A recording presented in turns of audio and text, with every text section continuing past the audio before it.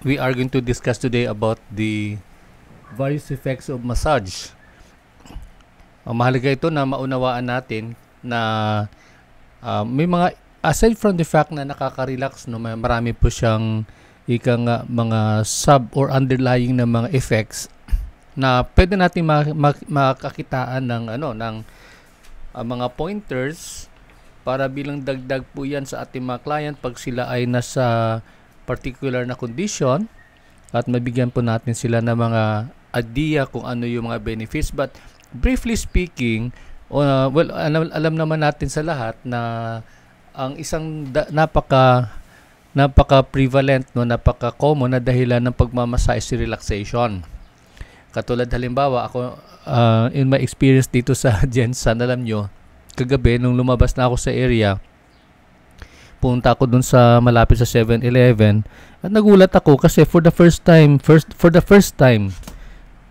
in my life dito sa Jensen, nakakita ako ng street massage.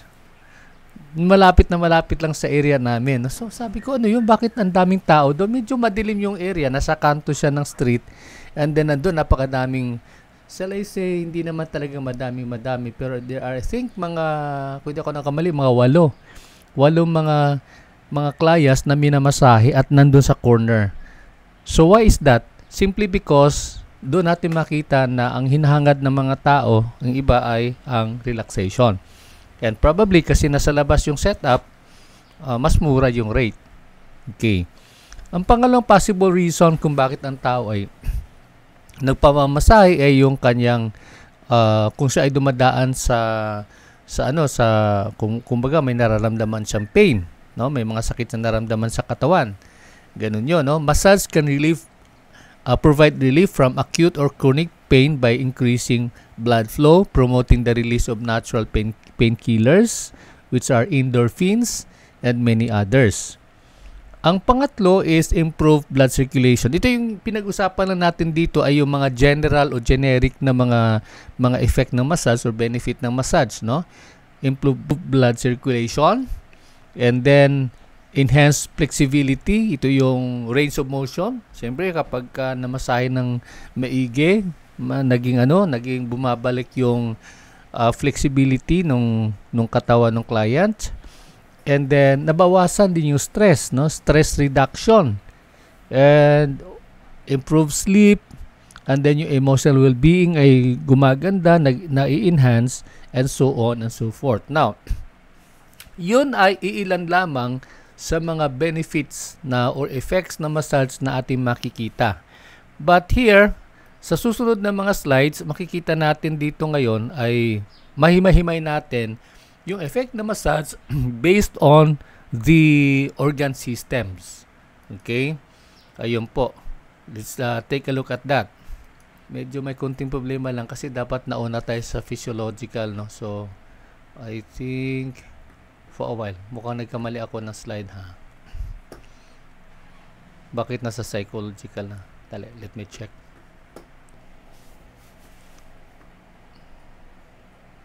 So as we said kanina, na tulad na nabanggit natin, ay ang ating sumunod na topic ngayon ay about the effect of massage. You can find it at page 123 in your manual. So dalawang uri ng benefits, no, or effects ng massage natin. Meron tayong tinatawag na physiological at meron din tayong tinatawag na psychological, and the psychological benefit or effect is also called or known as miscellaneous effects. Okay, what are those? Okay, tulad nung nabanggit natin, pag sinabing psychological, it has something to do with the physical, talagang physical na effect nung massage, no? Direct effect yun ng masahe. Ngayon, sa ating pag-aaral sa mga effects na ito, para mas maigi nating maintindihan, ito ay meron tayong sa mga susunod na mga slides natin, halos lahat ng mga systems ay titingnan natin, but we will not be delving more on the other typical na mga benefit, no? But suffice to say, sa konteksto ng pagmamasahe, ito yung mga benefit na pwede natin ma-encounter or pwede natin ma-deliver sa ating mga client. And the first one here is sa circulatory system. So alam naman natin na pag pinag-usapan yung circulatory system, it has something to do with the circulation of the blood. Saan siya nagsisirculate? Mula sa puso, and then pagka na-replenish na ng na nagkaroon ng oxygen yung blood, bumabalik siya sa puso ulit and nagsi-circulate sa buong katawan ng tao. So ano yung nagagawa nun? Ano yung benefit? Number one is it dilates blood vessels. Pag sinabing dilates, ito ay napapaluwag niya yung mga daluyan ng dugo, no? Yung mga artery, pati yung mga veins. So, ayun po yung una. Pangalawa, of course, because of that dilation, nagkakaroon ng improvement. Gumaganda yung pagdaloy ng dugo, no? So, walang hamper, walang bara-bara, ika nga, dire-diretso. And kaakibat niyan ay ang benefit ng pagkakaroon ng pagbaba ng blood pressure. At habang gumaganda yung daloy ng dugo, natural, mas mabilis mag-circulate yung mga nutrients, no, na process ng ating katawan, at ito ay dinidistribute sa buong katawan at hanggang sa pinakadulo nito, yung pinaka-receiving end niya na yung mga selula. Okay. In addition to that, ay tumutulong siya sa pag-remove ng mga waste products, no? Parang isang package na yun eh. Gumaganda yung daloy ng dugo, nagda-dilate yung blood vessels, and then nagsi-circulate na yung mga maayos na mag-circulate yung dugo sa katawan ng tao, and then of course kasama na doon yung pagdaloy ng mga nutrients, pagdaloy ng oxygen, and then pagkarga o pag-eliminate ng mga waste materials. And it reduces the heart and pulse rates. Okay? And then yun, nagkakaroon din ng pag-improve ng production o ng movement o ng mga red blood cell at ng white blood cell count sa katawan ng client. So, yun lang yung mga titingnan natin, no, sa when it comes to the circulatory system. Now, let's proceed at the second one, lymphatic system. Ano yung nagagawa ng masahe? Ano yung effect ng masahe sa lymphatic system? Number one here in our list is it helps improve lymph circulation. So alam naman natin na pag pinag-usapan yung lymph, ito yung mga karamihan ito mga white blood cells ng mga lymphocytes ito na tumutulong para gapiin yung mga harmful microorganisms that would try to invade our body. Ang sumunod ay nabawasan yung edema, yung pamamanas, no? Because of the circulation. And then of course, kung nabawasan yung pamamanas, nabawasan na din yung bigat ng timbang ng ating client. Okay, kasama na rin po yun. Ang sumunod naman, integumentary. Okay, as we all know, the integumentary is the largest organ in the system. Sa buong katawan ng tao, yun yung malaki, no? Pinakamalawak na organ system. Anong effect ng masahe ng natin sa ating client, no? When it comes to the integumentary system, it increases in the skin the body temperature. Okay, nababawasan yung stress, gumaganda yung condition ng balat ng ating client, at na-stimulate yung mga oil glands. Alam naman natin yung oil glands, di ba, napag-usapan natin po yun, ay tumutulong po yan para ma-moisturize yung dry skin. And then yun nga, kakibat na rin po yan, reduction of the skin dryness. Okay. The next one is the nervous system. Okay. Ang bilis natin, ano? Nervous system. Ano yung nagagawa ng masahe sa nervous system? Physiological effect number one is it reduces stress and anxiety. Wala akong siguro sa aking ilang taon na, mga almost 20 years na ako sa larangan ng pagmamasahe. Wala akong nakitaan na tao na minasahe ng masarap ay paglabas niya mukhang pasas pa rin. Okay?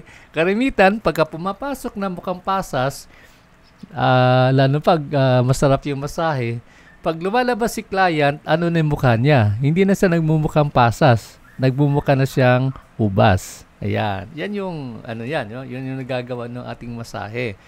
And then it helps improve the ability to relax, no? Ang sarap na ng kanyang pakiramdam, no? Yung mga hagod ang tawag niyan, yung mga hagod katulad ng mga effleurates na yan, no? Saka yung yung pet results. Yan, gustong-gusto ko yan, no? Lalo na sa likuran kapag pagod ang isang tao, kalimitan yan sa mga office workers, maghapon nakaupo sa kanyang office table, masakit yung lumbar area, no, sa likuran, sa may balakang area. Pagka hinagod, wow, ang sarap-sarap, no. So kahit na anong hirap ng pinagdaanan sa maghapon, pagkatapos ng ganong klaseng masahe, nakakalimutan panandalian o nabawasan o naibsan yung yung pananakit ng katawan. Okay. Ang sumunod ay nadi-decrease niya yung beta wave activity, no. So ibig sabihin po doon is lagi siyang yung kanyang yung relaxation level niya ay yun nga dito nagma-manifest sa pamamagitan ng pag-decrease ng beta wave, kasi yung beta wave yun yung talagang laging alerto yung tao, di ba? So on the other hand, kapag na-decrease yung beta wave, na-increase naman yung delta wave. So ano naman si delta wave? Si delta wave naman ay siya yung sleeping component na kung saan ay nagbibigay siya ng malalimang kapahingahan, no, yung pagkakaroon ng deep sleep. And then ang panglima ay na-activate niya yung sensory receptors. Ibig sabihin nun, mananunumbalik yung paging sensitive ng kanyang mga sensor sa katawan sa lahat ng mga pagkakataon, no. So ibig sabihin nun, hindi na siya katulad ng, because sa dala-dala ng stress ay nagkakaroon siya ng pagmamanhid, no, ng kanyang mga sensory receptors. Ayan po. Ayan. So ang sumunod naman ay endocrine. Okay? Alam naman natin yung endocrine, siya yung dito yung napuproduce yung mga hormones, ito yung mga responsible sa pag-develop ng katawan ng tao. And then of course, metabolism, no, tinutulungan niya. Pag sinabing metabolism, napag-usapan natin, ito yung pag-process ng pagkain into energy para yun nga active yung tao, makakilos siya ng husto, ng maluwag, ng dire-diretso. Okay. And of course, kasama din dito pag pinag-usapan endocrine, ito naman po yung isa sa mga mahalagang bahagi na o nagpuproduce ng mga mahalagang mga hormones upang magkaroon o maitupad yung sinasabing pagparami, no, pagpapanatili ng dami ng salin-lahi, no, through the reproductive system. Okay, number one in the list here sa endocrine system na effect ng pagmamasahe ay nai-increase niya o tumutulong siyang ma-increase yung production ng dopamine. Okay? So yung dopamine na yan, yun yung mga pang-counter stress natin, no? Stress busters, ika nga. Yan talagang natin, no, nagpapa-relax. And then si serotonin naman, no, ang production ng serotonin sa ating endocrine ay tumataas, dumadami, at ito ang tumutulong na maibsan yung nararamdamang pain, no, sa katawan ng tao. Kumbaga ito yung mga built-in na mga painkillers sa ating katawan. And of course, pag sinabi mo built-in na yung painkillers, nababawasan na yung paggamit ng mga painkillers, no, mga analgesic na sinasabi. Okay. So, the next one here is the muscular system. Okay? So, let's take a look at the physical effect ng masahe sa muscular system. Number one in the list is relieves muscular tension. Ayan. Okay? Whether we like it or not naman, yun naman talagang unang talagang sa tingin ko lang pinaka prevalent o pinaka obvious agad na benefit, no, kapag hinagod mo, lalo pagka ang client natin ay stiff yung kanyang likuran, no, mayroong isang stiffness sa kanyang lieg, yung gano'n, no, kasi yun yun yung mga byproduct ng stress, di ba? So naninigas, so nalulusen yun kapag hinagod ng hinagod. Pangalawa, kasama na rin po noon is yung ma-relax yung muscle, and then yung pagkapagod nabawasan, naibsan, no? And then nagkakaroon ng manual separation ng muscle fibers. Yung kasi minsan yung tinatawag na coagulation, pag sinabing coagulation, yung pagkabuhol-buhol ng mga muscles ay po yan, maraming sanhi po yan, no? Pero isa sa mga pinaka common among this is yung stress. Paulit-ulit natin naririnig yung stress na yan. Okay? So, manununbalik sa dati sa ayos yung nagkakabuhol-buhol na mga muscle fibers. And then of course the increase of the ROM or the range of motion, yung movement ng kamay, ng mga limbs ay naging mas masigla. Okay. So the next one here, ay may dagdag pa siya, improve balance and posture, yung pagtayo ng client natin. Okay, so gumaganda, and then of course yung flexibility, which is also similar with the ROM. And then nagkakaroon ng toning ng mga nanghihina na mga muscles. Okay. The next one is the respiratory system. Ano ang effect o physiological effect ng massage sa respiratory system? Okay, number one, it reduces respiratory rate. Okay, ibig sabihin nun, kasi minsan pag stress yung tao, 'di ba? Ang bilis ng kanyang breathing process, no? Ganon. Yun yung gawa ng stress, no? Lalo tigit pagka napasabak sa medyo napaka-stressful na situation, 'di ba? Pagka galit yung tao, 'di ba? Bumibilis, no? Yung respiration ng tao. Of course, yung heartbeat, yung bumibilis, lahat po 'yun. Re-reduce po 'yon ang respiratory rate niyan sa pamamagitan ng masahe. And then napapatiban niya yung mga respiratory muscles, no? So yun sa baga. But this is given the situation na yung client ay umiiwas sa paninigarilyo, no? Kasi yun yung antithesis ng strengthening ng respiratory muscle, no? Kasi pagka ang patient ay madalas naninigarilyo, yun nagkakaroon siya ng problema doon sa kanyang mga respiratory muscles, aside from the fact na magkakaroon ng ma-overwhelm ng nicotine yung lungs. Okay, nabawasan yung asthma attack, and then there's an increase of fluid discharge from the lungs, no, dito sa plema, at ayun po. Okay. The next one is digestive system. Ang dami, no? Ang dami, no? Tandaan nyo ba yon? Okay, actually it's all in the notes, no? In the manual. Number one here in the list is sa digestive system naman tayo ay pagkakaroon ng pag-aayos ng movement ng bowel movement, no? Evacuation of the colon na sinasabi. So naiibsan yung constipation. And then yun na-relieve din sa colic, no, yung intestinal gas, and then na-stimulate yung digestion. Wow. Okay, so ayun po. Sa urinary system naman, ayan, ano yung kanyang benefit, no? Increased in urine output. Kung dati hirap umihi yung ating client, kapag nabigyan natin ng masarap at maayos na hagod, no, na pagmamasahe, is nakakatulong siya, no? Normally yun naman nangyayari. Ako, even myself, pag ako nagpamasahe, minsan ang ang sarap umihi, no? Na yung napapa-CR ka kaagad, no? So that's one of the effect of the massage. And then of course, kapag na-eliminate na yung mga urine, siyempre, na-excrete, no? Pag sinabi excrete, na-discharge na rin yung mga metabolic waste na yan na nasa ating mga ihi. Okay. So, I think dalawa lang siya dito. And, ayun po, no? Makita naman natin halos lahat naman ng organ system sa katawan ng tao ay may kanya-kanya po siyang mga effect. Okay.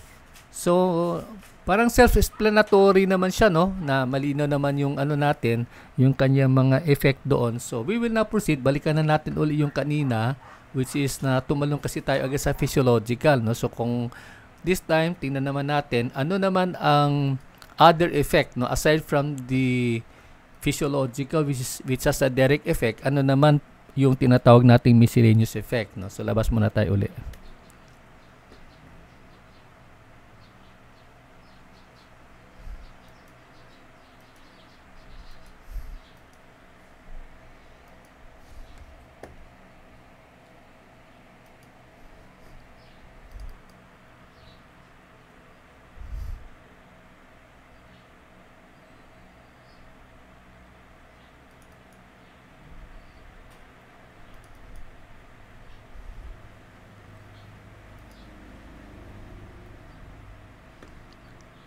Ayan. Okay, so balik tayo dito sa psychological or miscellaneous effects.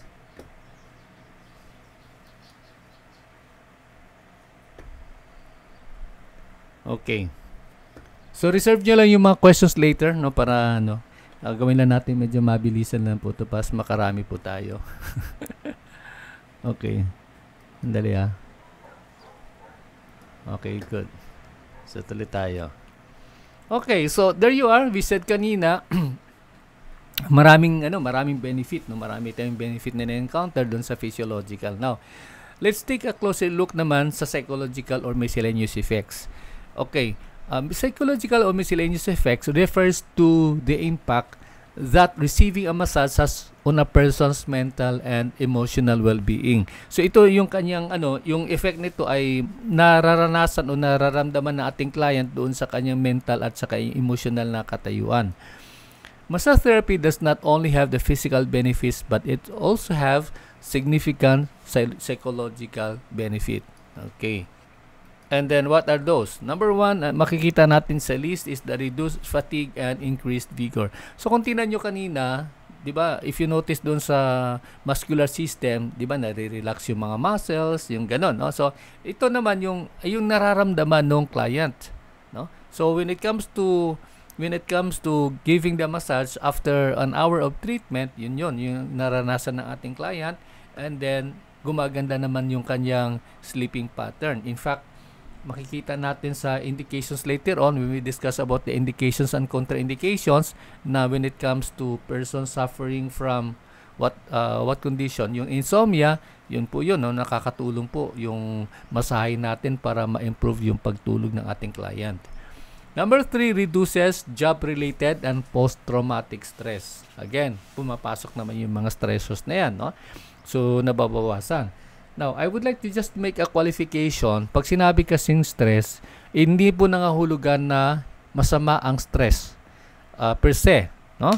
Kasi hindi naman po pwede na tayo ay mabuhay na walang stress. We just need the stress para to keep ourselves going. Ika nga. What we don't need is yung unmanaged na stress or ika nga minsan overstress, no? Kasi yun po na po yun, harmful na po yun kasi because of that level of stress, hindi na makakilos na maayos yung tao, hindi na siya mentally maka-function na maayos, and so down the line so nagkakaroon ng problema. Okay, improvement ng kanyang pakiramdam, yung mood uli bumabalik na naman, no, gumaganda, and then nabawasan niya yung kanyang feeling of anger. Bakit kaya may ganun? Okay? Kung minsan, 'di ba, hindi naman natin maiwasan kapag ang tao ay meron siyang naengkwentro na hindi niya nakasundo, and then or nalamangan siya, nagkakaroon siya ng galit, no? Pero 'yun nga po, malaking bagay po ang nagagawa ng pagmamasahe para maibsan anumang galit, no, na nararamdaman o na-encounter ng tao. Okay? Moving on. Improve self-esteem. Ano yung ibig sabihin ng self-esteem? Yung kanyang pagpapahalaga sa sarili niya, yung kanyang pagtingin sa sarili niya, yung ganon. So, umaangat. Ika nga.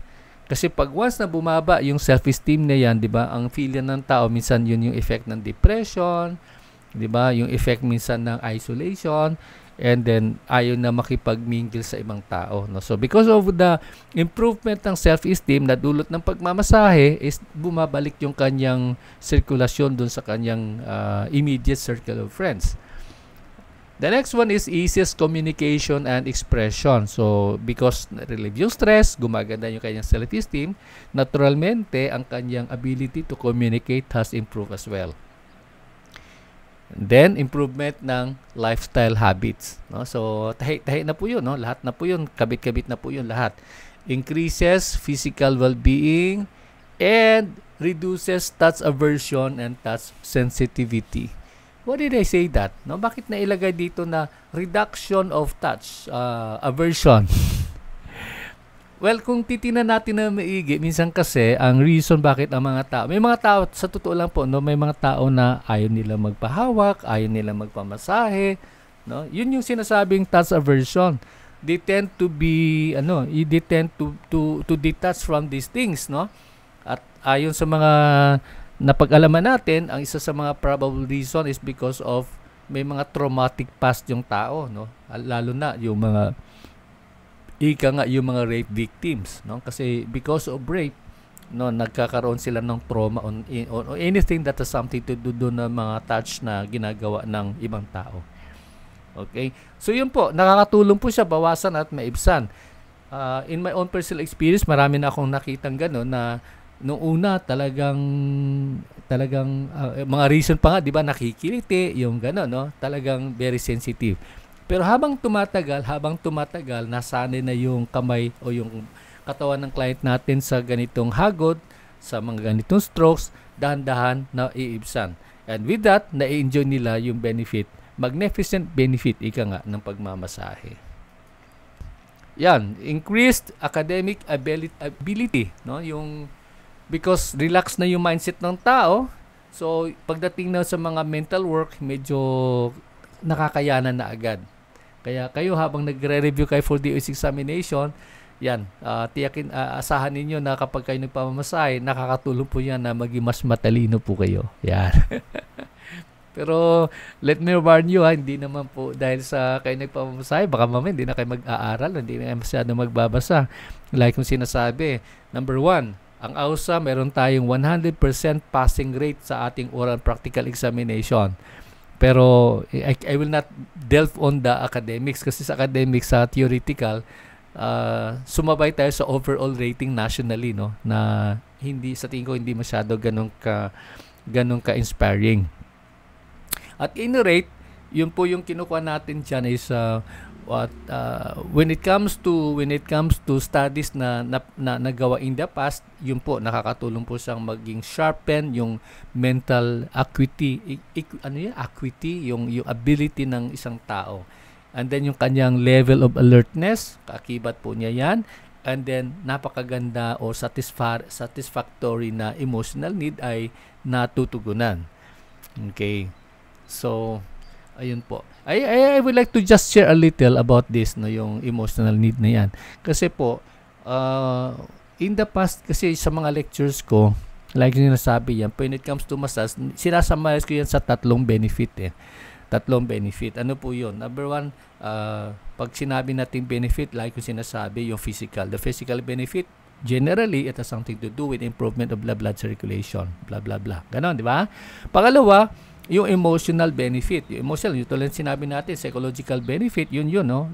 Gumaganda yung kanya self-esteem, yung gano'n, and so on and so forth. And of course, yung kanyang feeling good about him or herself, no? Talagang nagmamanifest. Ang pangatlo, and I think it will fall under this psychological miscellaneous or psychological benefit, is yung nami-meet yung isa sa mga masasabi natin basic need ng human being, ng tao. That is the need for touch. Do you agree with me? No? Need for touch. Lahat tayo. No? Lahat tayo, kailangan po natin po yan. And there were studies in the past na pinakita yung mga experts na meron pong ginawang parang experiment ng araw na meron sa isang room, nandoon yung isang set ng mga baby, and then sa set B, meron ding set ng baby. Sa set A na yan na sinasabi is nandoon ipinagkaloob ng magulang, ng nanay, no, in particular yung lahat ng kailangan ng baby, no, yung pag-breastfeed, yung pag-aaruga, yun yung ginawa nila po roon, no, sa silid na yon. Sa kabilang silid naman po, ang ginawa ng mga scientists is wala silang ipinagkaloob na any form of human touch or any form of human intervention. Ibig sabihin po nun, lahat po ng pagkikare sa mga baby o ng mga sanggol sa room na yan ay done through mechanical procedures. May mga tongs, yung mga ganon, no? And para ma-maintain yung sinicure nila na yung environment ng room is enough para yung mga bata hindi maging komportable, yung ganon. Pero definitely walang human touch. Walang human touch. You know what happened? After a few years, paglaki ng mga bata, it was found out that almost all of the kids that belongs to room A were able to survive and were healthy. They were growing strong, they were growing healthy, okay yung kanilang naging kahinatnan. However, Dito po sa room B, ano nangyari? Because of there is no human contact, because of there is no human interaction, at the early age, almost half of them died. No? Half of them. Nasa early stage pa lang, halos marami na sa kanilang namatay. And then those who survive, yung mga natirang na buhay ng mga bata, they end up with what? Naging naging scum of the universe. Naging sakit sa ulo ng lipunan, no? Naging problematic sila, naging depressive sila, yung ganun. So according to scientists, yun nga pinakita nila, ang laki ng kaibahan kapag ang isang tao ay punong-puno siya ng human contact o yung touch ika nga na sinasabi. Okay? And let me go further. Ito, observation ko lang, wala naman ako na encounter pa na talagang pinaka-study. Pero sa aking personal na encounter lang, atin lang po to. Sekreto natin sa sa ating klase. If you're a massage therapist, no, ikaw for years na nagmamasahe ka, yun yung yun yung passion mo, yun yung ginagawa mo. Napansin nyo ba, if you like to attend if you happen to attend yung mga school reunions, di ba? Kung ikumpara mo, makikita mo, medyo may laki ang pagkakaiba ng appearance and look natin at over doon sa mga classmates natin. Would you agree? Naniniwala ba kayo roon? Kasi ako, yun yung yun yung aking tinitinan Wow! Yung mga classmates ko, nung time na mga high school pa lang kami, talagang ganyan, no? Pag ngayon, ibang-iba na, no, yung ganon. No? Ang isa sa mga nakita kong reason doon is, yun nga, no? Kasi ang isang massage therapist, sagana po siya sa touch. Whether you like it or not, no? Kasi trabaho natin po yun, no? To touch, yun ang kasama sa masahe. Di pwede magmasahe ka naman sa kahoy, sa mga plastic, di ba? Tao na may minasahe mo. So, yun po, no? Kaya, subukan nyo magmasid-masid, no? Pero huwag nyo naman ipagkakalat doon sa iba. Sabihin baka mamaya ipopost ninyo, ay, yung mga classmates ko, mukhang matanda na sila, no? Ako, ganito, no? So, sekreto lang po natin po yan, Pero yun yung nakita ko po na observation lang. Ay, ever since wala akong nakita may nag-disagree. Halos lahat ay nag-agree. Yes, sir, tama po yan, sir. Kasi, na-observe ko rin po yan sa aming mga school reunions. Yan. Di ba masaya? Okay. Pero sekreto lang natin po yun, Huwag nyo ipagkakalat sa iba. At huwag nyo i-quote na sinabi ni Sir Benji. Baka mamaya i-quote nyo sa Facebook, no? Sinabi ni Sir Benji, mga massage therapist daw, mukhang mas bata tinang kaysa sa mga kaklase niya sa, nung high school. Okay. So, ayun po. I think, what time do you have now? It's almost 1 o'clock na. And mabilis lang naman siya, di ba? Mabilis lang naman siya. So, I will not entertain if you have some clarifications or may mga questions kayo. Yes, si Margie, sandali Andit kita, Margie. Okay, Marge, go ahead. Sir, good morning po. May tanong lang ako, sir. Opo. Kasi kagabi, nagkaroon ako ng customer. Pilipino siya. Sa Barangay, sir. Opo. Ngayon, okay naman, started yung massage namin, okay naman, and then yung matatapos na, nagkaroon siya ng about prostate cancer daw. Okay. Kung naniniwala daw ako doon sa massage daw is nakakapagpagaling ng prostate at yung daw ay kasama. Sabi ko, sa amin, sa pagkakaalam ko, sa pagkakaunawa ko, hindi kami nagmamassage ng private part kasi yan, prostitution na kasi yan. Sabi ko, prostate cancer ka, you have to go to the doctor, sabi ko ganyan, para bigyan ka ng tamang advice at medication. Opo. Sabi niya, nahihiya kasi ako pumunta sa doktor kasi ayoko i-open up yung kaso ko. So, kaya yung magtatanong pa sa tao, hindi mo naman kilala, gusto niyang mangyari is, hawakan ko yung bird niya, kasi gusto lang daw niyang sigurado kung titigas pa daw yun. Ay. Kung titigas daw, magkakaroon siya ng relationship. Sabi ko sa kanya, niya, I don't think about money, sabi niya. Kaya ko magbabayad ako. So sabi ko, magkano ang babayad mo? Dodoblehin ko, wag ka lang magtanong ng ganyan sa akin. Sabi ko ganyan. So sir, ang tanong ko doon is, totoo ba yun na may mensahe ba para sa prostate? Actually, si Ma'am Bernadette, alam ko makaka-explain yan. Ma'am, I would like to ask your opinion on that, ma'am, bago ko sagutin yung tanong ni Marge. Sandali i-unmute kita, Bernadette. Kasi ano to, actually medical condition na to. Pero siyempre, alam naman natin minsan kung ano yung dahilan ng mga tao dyan eh. Sige ma'am, Ma'am Death, ikaw, ano yung opinion mo lang ma'am? Narinig niyo ako, sir? Oh yeah, loud and clear. Yung case ni si Margie. Marge. Walang ganun. Hindi kasama yan sa medical team. Hindi kasama yan sa medical approach. Walang ginagawang ganyan ng mga doktor. Unless yung mga may bagong procedure dito ngayon, mga penile implant. Pero ginagamitan ng machine. Hindi ginagamitan ng kamay. I think yung kliyente mo is taking advantage of you. Yes. Pagkakaroon natin yung line kung being taken care, advantage of, at saka yung profession natin. Oo. Dapat yan sinusumbong na sa ano eh, sa mga kaupunan. Oo. Walang, ang gamot po ng prostate cancer or yung mga issues, mga ganyan, it's either surgery or hormones. Okay. Pero yung Medical approach talaga ma'am, no? medical approach, yes. Oo. Okay, sige. Salamat Ma'am Bernadette sa iyong input. Ano po, tama po 'yan. I agree 100% kay Ma'am Bernadette. Mars, ito 'yan, number 1 lang po 'yan is this eh. Normally si client kapag ka nagsasabi ng ganon, alam nyo, sa totoong buhay ito, tapatan tayo ng ganito. Ano lang yan, tinitest na lang yung water. Okay? Tinitingnan niya lang kung bibigay ka o hindi. Okay? So, ayun, because you are firm and you said no, wala siyang magagawa. No? Kasi, yun nga, tama yung sinabi mo, excuse lang kasi ng mga tao yan for prostitution. Diba? Pinaganda lang nila yung salita. Oo, pinaganda lang nilang salita. Prostate massage o ganun-ganon. Pero, syempre, ang issue naman dyan, saan ba magtatapos yan? Okay, magsisimula yan sa ganong... Go ahead, sige, Marge. Yung kasi sir na inaano niya is parang ginagawa yata sa Pilipinas kasi sabi niya, dumating siya dito, bumalik lang siya dito last week. Sabi niya kasi sa Pilipinas talaga may mga therapist na gumagawa.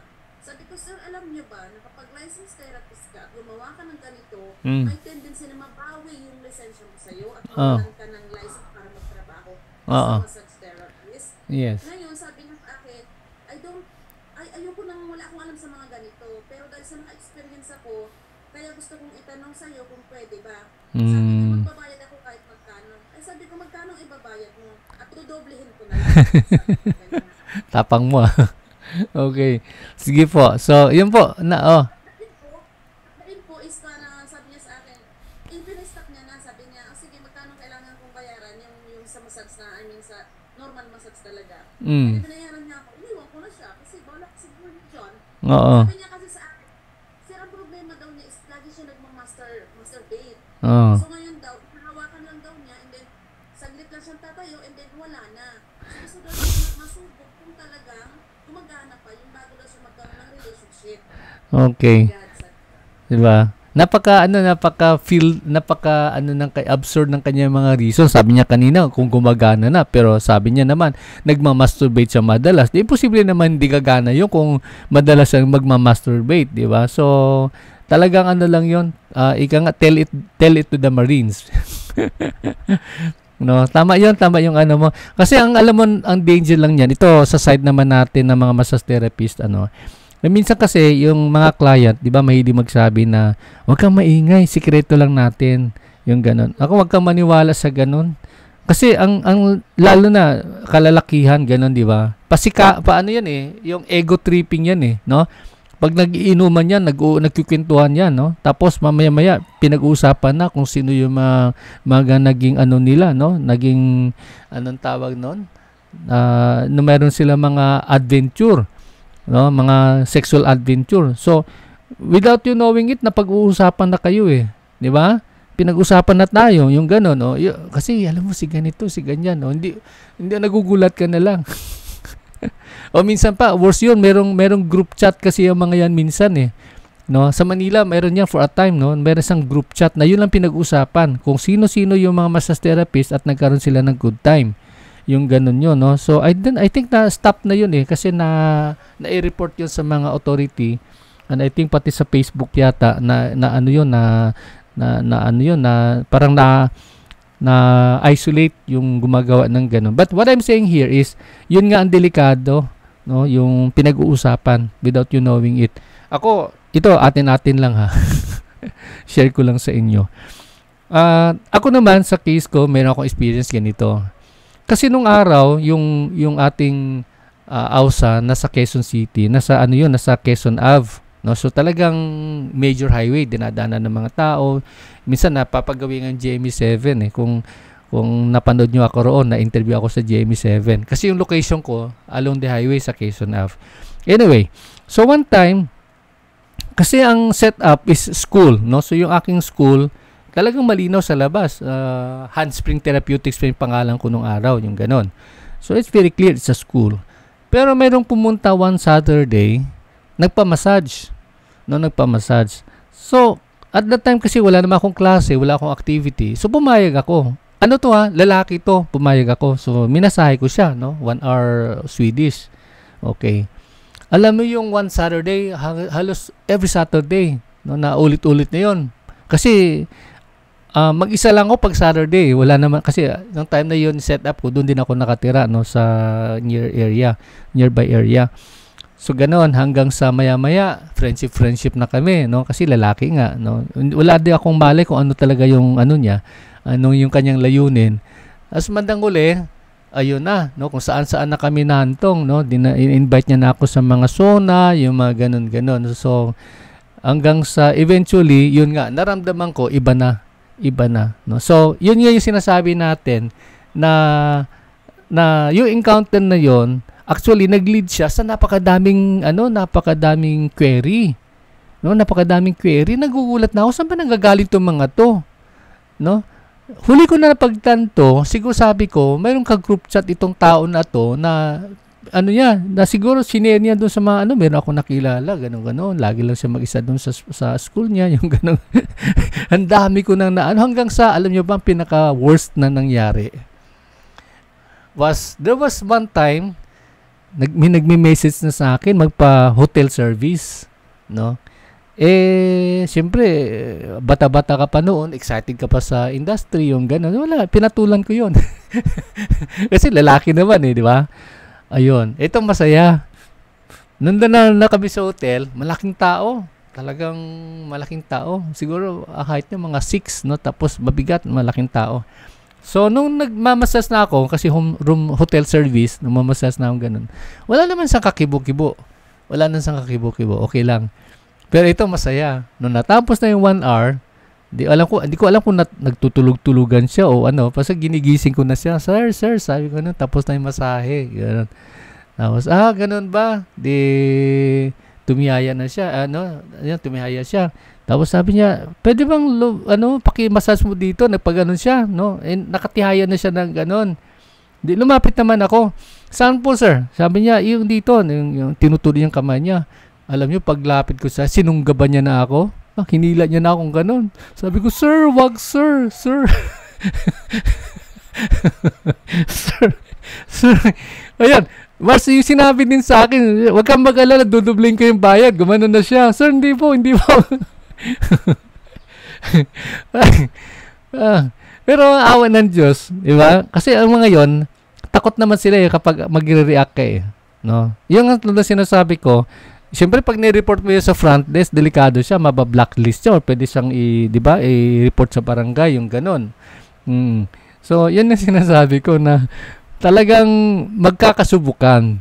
Kaya kung ikaw ay nasa massage industry at mahina-hina yung iyong yung karakter mo, no, wala, matatalo ka talaga, no, mabibiktima ka, I should say, no. Pero kung strong ka at alam mo yung limitation at alam mo how to say no with yung pagnono natin na with firm, very firm tayo sa pagsisay no, walang mangyayaring masama.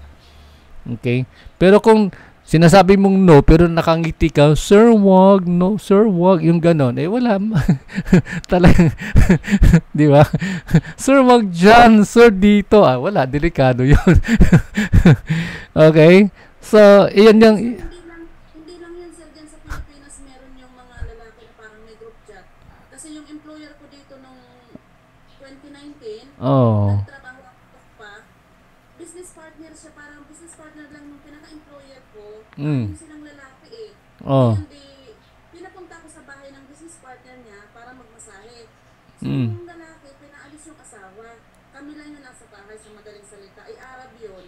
Tapos, at the end, hinihiling niya na. Sabi niya, I know, Marge, you are a good lady. Please put your finger inside my anus. Nagulat ako. Grabe naman, anus talaga. Sabi niya, yes, put your finger inside my anus and I will give you money. Sabi ko sa kanya, if you continue asking this, I will tell to your wife, asking to me like this. Sabi niya, I don't care if you tell to my wife, she is the one also doing this to me, and after that, I did, like, bad words na. Ginamit daw niya yung wife niya, like animal. So sabi ko, sabi ko, ipapasok ko yung, sabi ko, paano pagkain ng dibiri? Sabi ko ganyan. Tapos nalaman ko na pinagpupustahan rin pala nila. Ayan. Kung ako pumayag, nandun ako nagpupusat. Kung ako pumayag, yun. pinagpupustahan nila ako. Ganun yung mga lalaki, hindi lang sa Pilipinas. Ganun. Yun nga, yun sinasabi ko nga eh. No, yun nga, china-challenge nila eh, nagpupustahan yan sila eh. Ayan, tingin mo, mamimili sila eh. Matindi ang premyo dito, sir. Dahil ang premyo dito, sasakyan. Wala. Yan, pinapustahan ng anim na lalaki na yan. Hala, grabe no? Kung sino mananalo, kasi mahihilig sila lahat sa mga sasakyan dito. Kung sino mananalo, kung gagawin ko yung inuutos ng ganon, kasi anim silang lalaki, kung sino makakaunang parang gagawa ng sa akin, siya yung magwawagi dun sa price na sasakyan. Grabe Sir, nag-resign ako talagang iniwan ko. Grabe pala, Mers, ha? Ano ka pala dyan, ha? Talagang celebrity ka pala dyan, ha? Oo. Anyway, kaya yun ang ano natin, ako, yun yung aking desire, sabi ko, dapat yung mga massage therapist, kailangan, ang tawag nun, matibay yung inyong mga paninindigan, no? Kasi, dahil sabi niyo ko, pagka pumasok ka sa massage industry, mahina-hina yung iyong personality, naku bala, uuwi kang luhaan, yung ganun. Kasi, sa totoo lang naman, yes, wala namang problema yon, madaling kumita, malaking pera. Pero, ang danger kasi niyan, ako lang honestly, ang pinaka-danger kasi niyan is yung sexually transmitted diseases. Diba? Binayaran ka na 1,000, pero pinampaggamot mo 5,000, di talo ka pa rin doon, di ba? So, it doesn't really make sense. Well, of course, di ba? Pero aside from the fact na ako God-fearing ako, so talagang hindi pwede, no? Talagang hindi pwede. Kaya lang yun nga, sinasabi nga natin na yun yung nakakatakot minsan. Kasi nabibiktima yung mga kababayan natin, lalo na kung yung mga reason kunwari kung financially hard up, o kailangan niya ng pera, gagawa siya ng ganun. Although ayaw niya naman gawin. Pero, yun, saludo ako sa iyo, Marge. You know, sana yung tribo mo ay lalo pang dumami. No, na... Ginawa ko nga po, sir, after nung naka-experience ako ng mga ganyan, I decided na magtayo ng sarili kong spa dito sa Bahrain. Kaya ngayon on project na yun. Ayan. Make sure ko na yung therapist ko talaga, matibay din yung paninindigan na talagang hindi. Kasi yung dignity mo, yes. bababa mo sa halagang ganun lang. Kani. Kung talagang masipag kang magtrabaho. Yes. I agree with that. Sige. So, Marge, salamat sa contribution mo. Sila Mary Grace, naka-unmute ka na, Grace. Andali bumalik uli. Ayan, go ahead, Grace. Sa akin, sir, pera lang ako eh. Pag ako kasi yung sa client ko, sabihan ko, sir, nagkamali ko yung pinuntahan. Sana doon kayo sa bar. Dito, massage dito, sir. May therapist kami, hindi kami mga GRO. Okay. Brutal ka pala, Grace, ha? Brutal ka pala, ha? Pero butin din mo naman sinasaktan, no? Kasi minsan yung mga therapist, may nababalitaan ako, pagka malikot yung kamay, binabato nila ng yan, yung oil. Hindi naman ganon. Hindi ka naman ganon, Grace. Hindi naman, sir. Hindi naman, sir. Yun lang iwasan. Oo, yun lang iwasan natin. Oo. Kasi ikaw ang mareklamo eh. So, ikaw nasa defensive. Pagka ganon. O kahit na pagsalita mo na hindi maganda, iwasan natin yung ganon. Kasi pwede tayong balikan eh. Lalo na kung naka-record yung sinabi mo, delikado ka, no? So, ikaw na biktima, lalo ka na diin, no? So, yun yung iwasan lang natin, no? Huwag tayo mag-create ng senaryo kahit na alam naman natin na hindi naman tama. Kasi, halimbawa niyan, no? Ewan ko lang kung na-encounter na yun. Minsan, may narinig ako ni-report na si client ayaw niya mag-underwear, no? Tapos mamaya, hinahawi niya yung kanyang towel na nakatihaya. So, ano yun, di ba? It's already, ano na yun, talagang pambabastos na yun eh. Sa akin, sir, pag ganyan ang client, kinakausap ko, ano kasi, sir, sabi ko, ayaw mo magsuot ng short. Ginaganyan ko talaga, sir. O sige, sir, okay lang man yan, basta mag-behave ka lang. Ganyan lang. Okay. Kaya mo yun?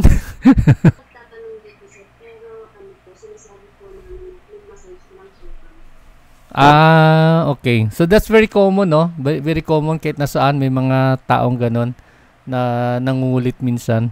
Oo. Basta yun lang ang pinaka-importante like kung sinasabi sa mga estudyante, huwag niyong patulan. Even if you don't want to do it, kausapin niyo maayos. The best thing you could do probably is leave the room. Iwanan niyo nila yung room, pero huwag kayong magkukos ng ingay, ng gulo kasi kayo ang babalikan ng client eh. At alam mo naman si management pagka may reklamo, very seldom siya magpanig sa therapist, no? In public magpapanig yan siya sa client kasi client ang bumubuhay ng business eh. No, although mali naman yung ginagawa ng client. Ganun naman yung observation natin diyan. Oo. Sige. So Michelle, wala ka na idadagdag? Wala na. Sige. Okay, so maraming salamat and thank you so much for your time. I'm so happy nandito kayo. Tuloy tayo sa ating pag-aaral. Medyo ginagawa natin mabilis kasi medyo mahaba-haba yung ating talakayin. We only have limited time left, no? Magtatapos na tayo later on. Magtatapos na tayo actually sa ating microbiology tsaka pathology na study. So medyo mabilis-bilis tayo ng konti. Okay, so kung wala nang tanong, maraming salamat and then hope to see you again next Sunday. Same time, 12 to 1. Arigato. God bless.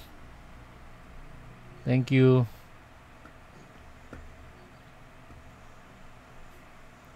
Bye.